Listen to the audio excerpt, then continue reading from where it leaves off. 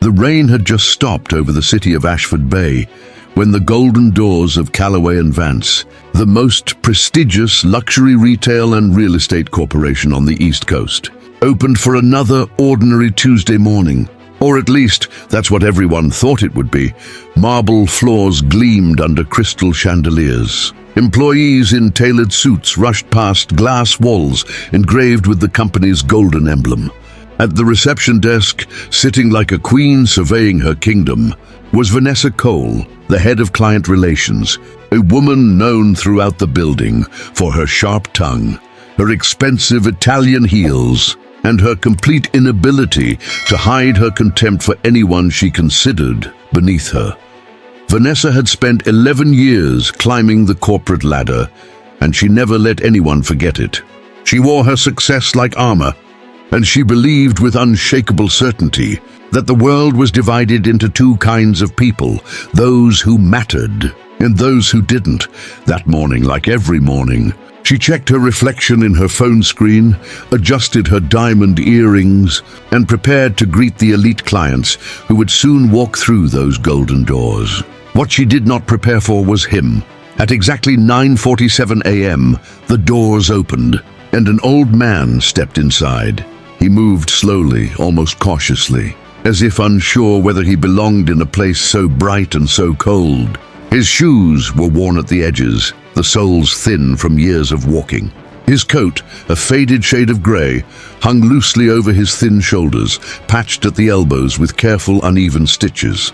In his weathered hands, he carried a small canvas bag, its strap frayed, and a simple wooden cane that tapped softly against the marble floor with every step. His face was lined with age, his white hair thin beneath a worn wool cap, but his eyes, pale grey, sharp, and impossibly calm, moved across the lobby with quiet attention, as if he were studying every detail, every reaction, every unspoken judgment forming around him. Vanessa noticed him immediately. Of course she did.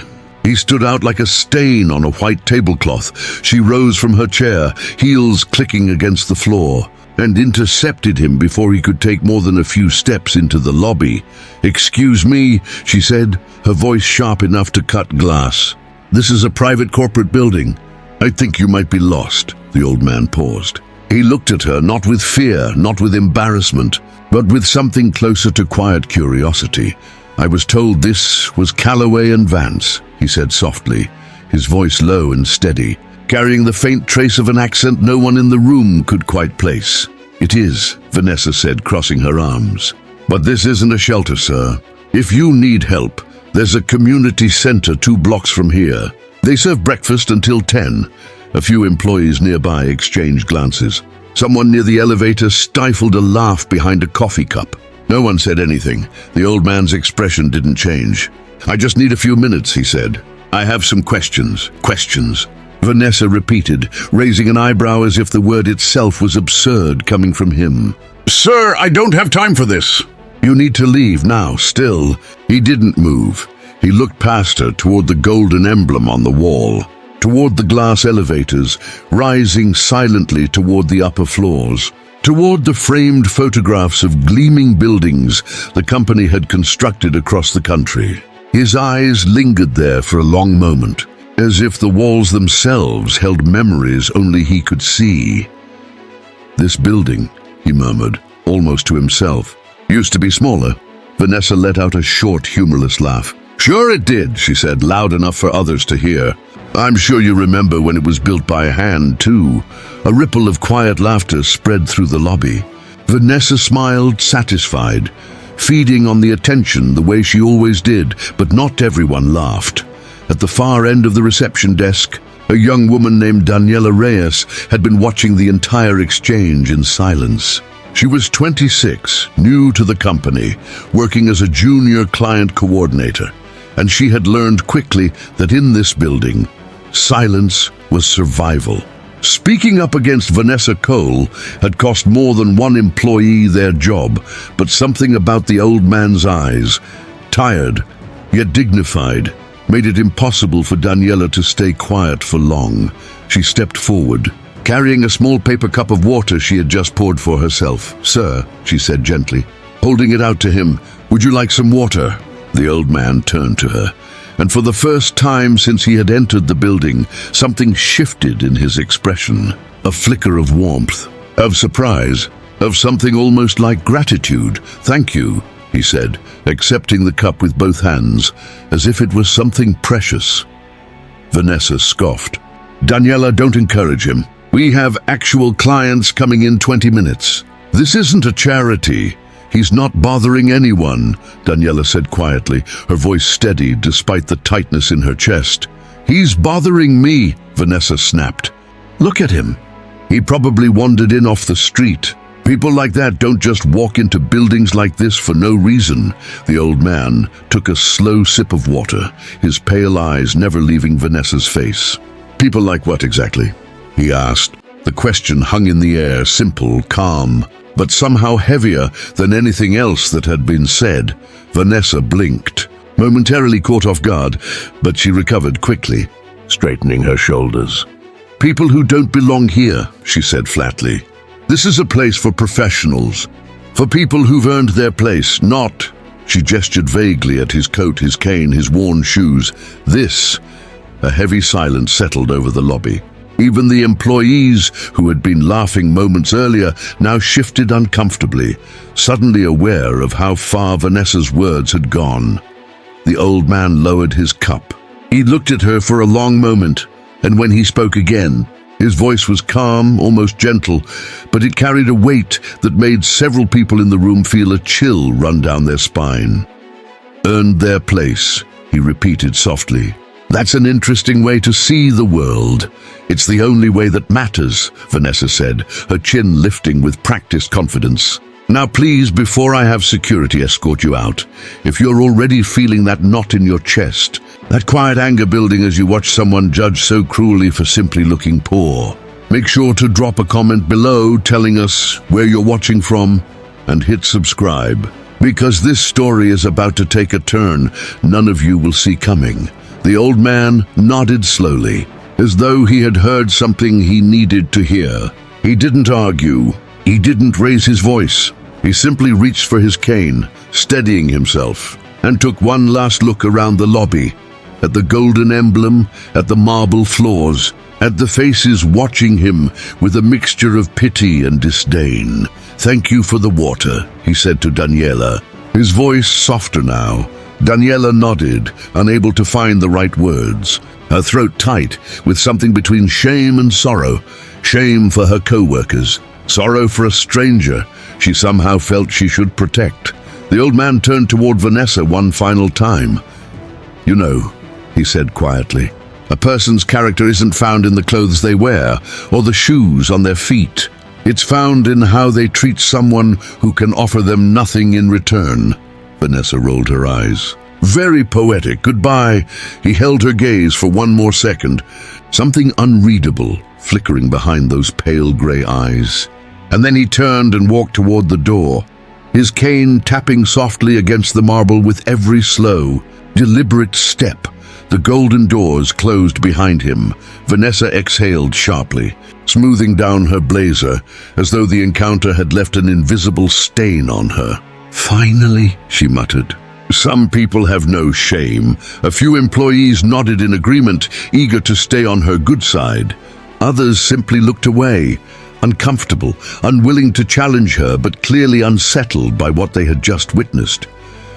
Daniela remained standing near the reception desk, staring at the empty doorway long after the old man had disappeared into the gray morning outside. Something about him lingered in her mind. The calmness in his voice, the quiet dignity in his posture, the strange, almost knowing look in his eyes when he spoke about character. She didn't know it yet, but that moment, that small paper cup of water, was about to change the entire course of her life. None of them, not Vanessa, not the employees who laughed, not even Daniela, had any idea who they had just watched walk out those doors. The next morning arrived with an unusual tension in the air.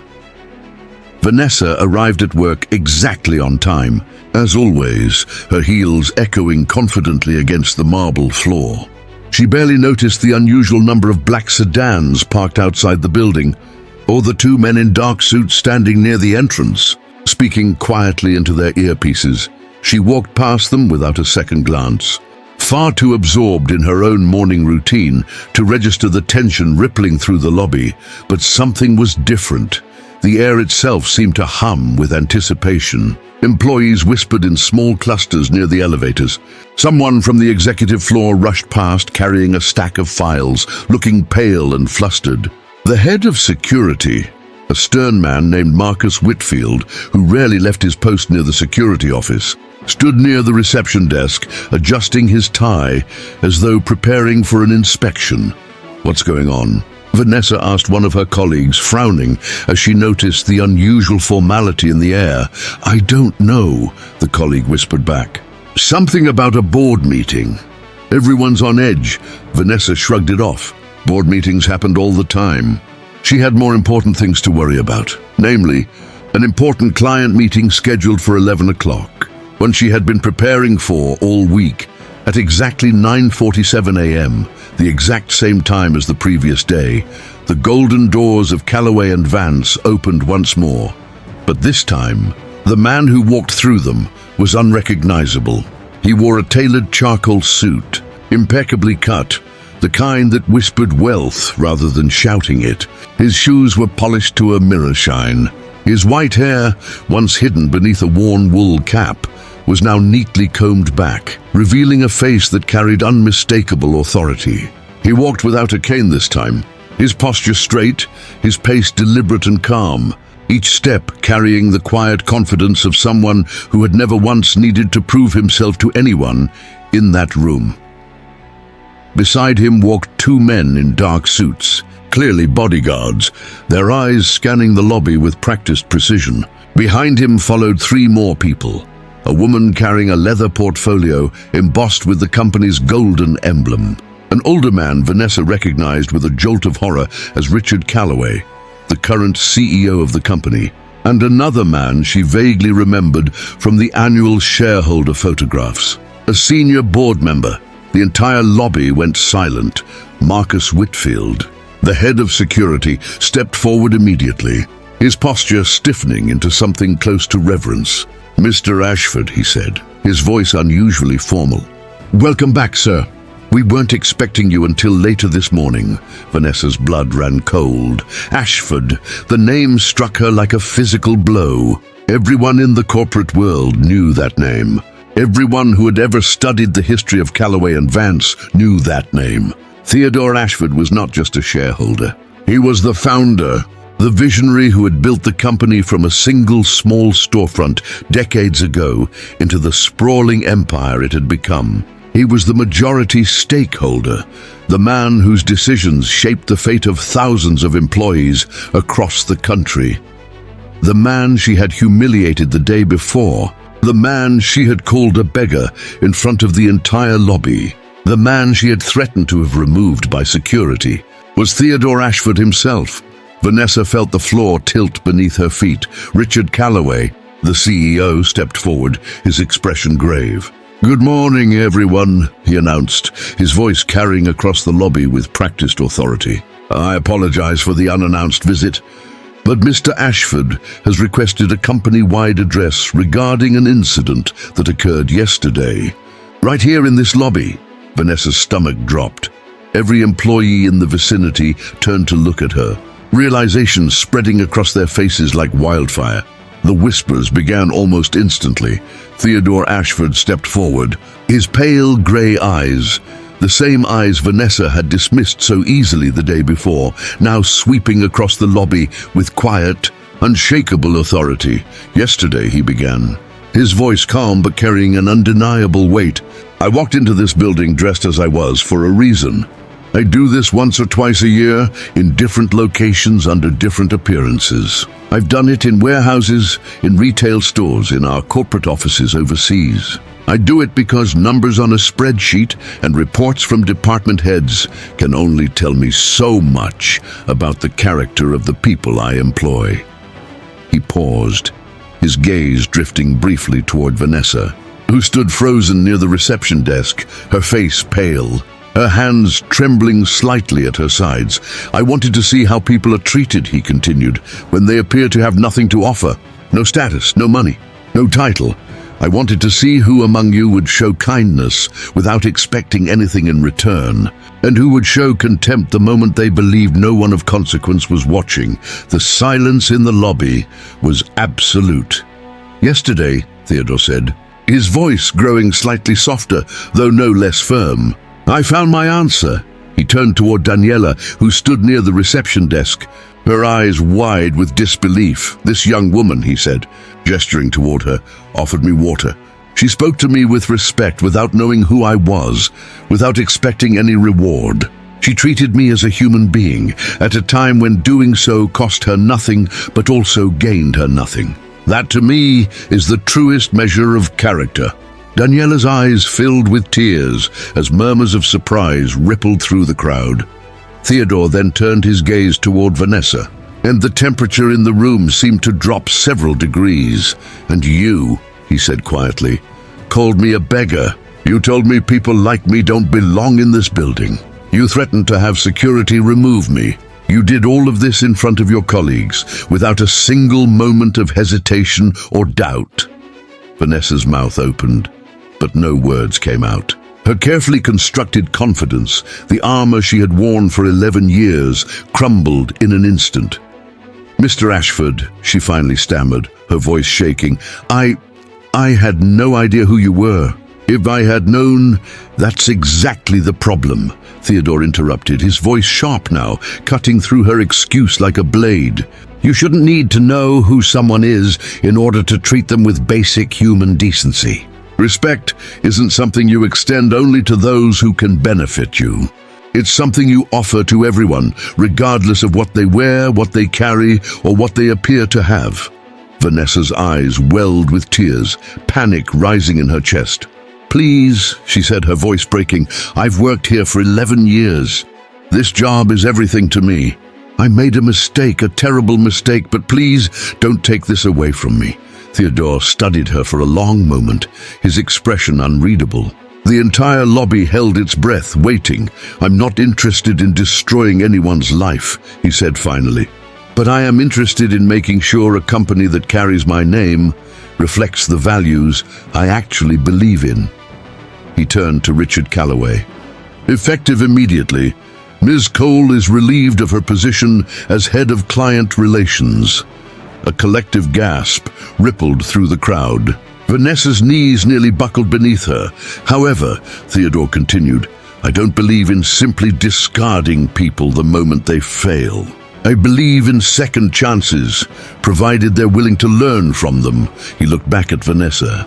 "You will be reassigned to our Community Outreach Division, working directly with our Shelter Partnership Program, assisting individuals experiencing homelessness in accessing job training, housing resources and support services. You will work there in the field for no less than 1 year. If after that year you demonstrate genuine growth and understanding, we will discuss your future within this company.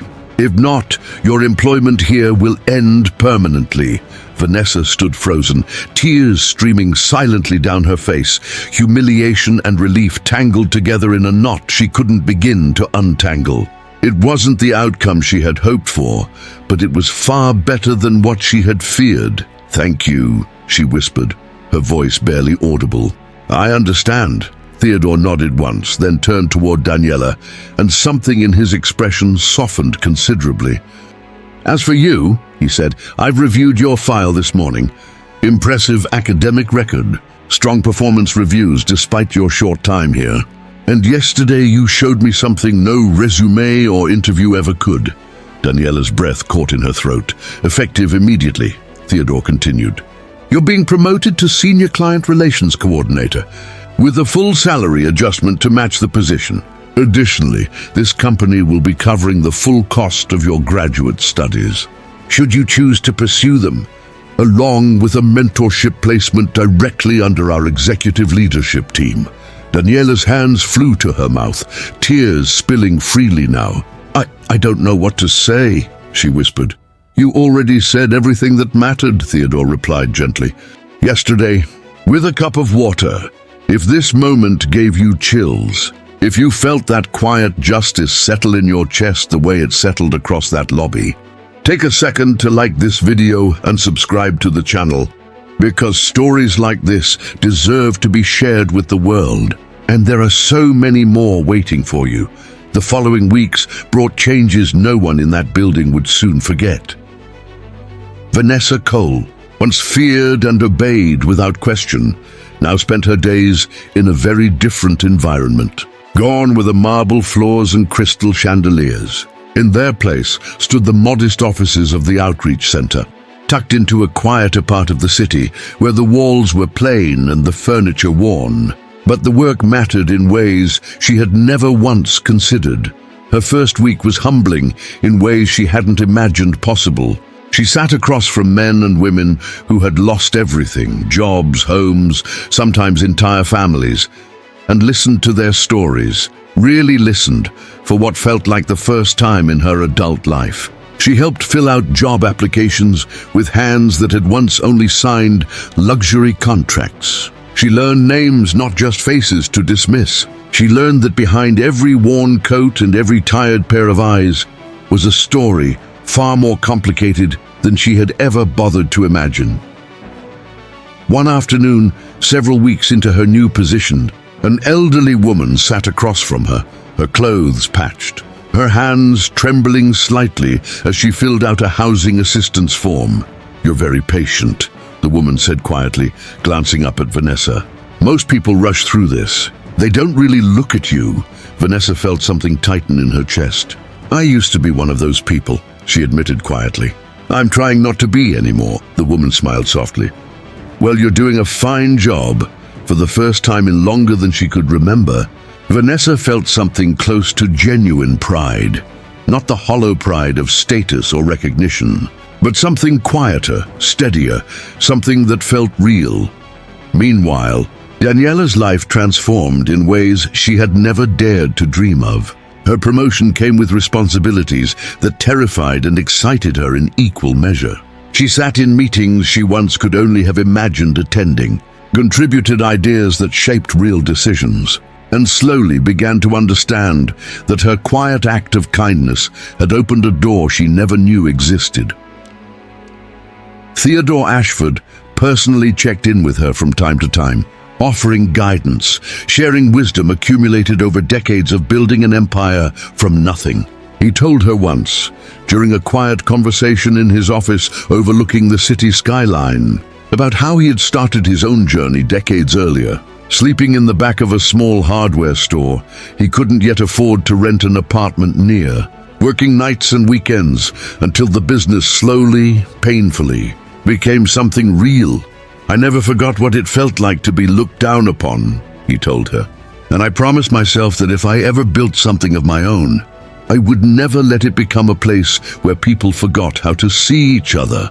Daniela carried those words with her every single day. Long after that conversation ended, months passed, and the story of what had happened in that lobby spread quietly throughout the company and eventually beyond it. Employees who once might have laughed along with cruelty now paused before making assumptions about the people around them.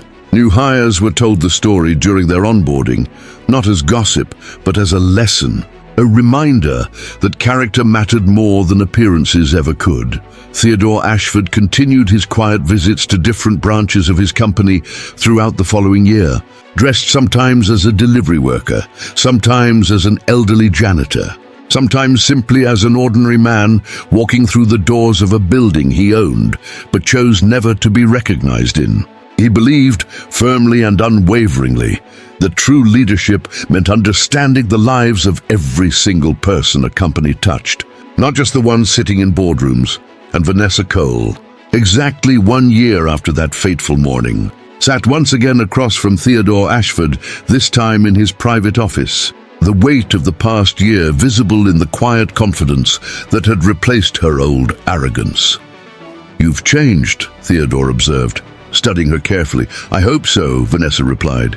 her voice steady, humble in a way it had never been before. I don't think I ever really saw people before. Not really. I saw titles. I saw clothes. I saw what they could offer me. I never saw them, Theodore nodded slowly. And now I see people, she said simply. All of them. A faint smile crossed his weathered face. Then perhaps, he said, you're finally ready to return. Vanessa returned to Calloway and Vance, not as the woman who once ruled the lobby with cold indifference, but as someone entirely transformed, someone who greeted every person who walked through those golden doors with the same respect, regardless of what they wore or what they appeared to have. And somewhere in that building, a framed photograph now hung near the reception desk, a simple picture of an old man in a worn grey coat, holding a small paper cup of water. A quiet reminder to everyone who passed by that dignity has nothing to do with appearances, and that the truest measure of who we are is found not in how we treat those who can reward us, but in how we treat those who, as far as we know, never can, because in the end, the world doesn't remember the shoes someone wore, or the car they drove, or the title printed on their business card. It remembers whether they were kind when kindness cost them something. It remembers whether they saw the humanity in a stranger, even when no one else was watching, even when nothing was owed to them in return. If this story moved you, if it made you think twice about the assumptions we make every single day about the people around us, share it with someone who needs to hear it. Leave a comment below and tell us what you would have done in that lobby that morning. And if you haven't already, subscribe to the channel, because there are so many more stories like this one waiting to remind us of what truly matters. Because sometimes the person you're too quick to judge is the very person who could change your entire life, not by punishing you, but by teaching you, quietly and unforgettably, what it truly means to be human.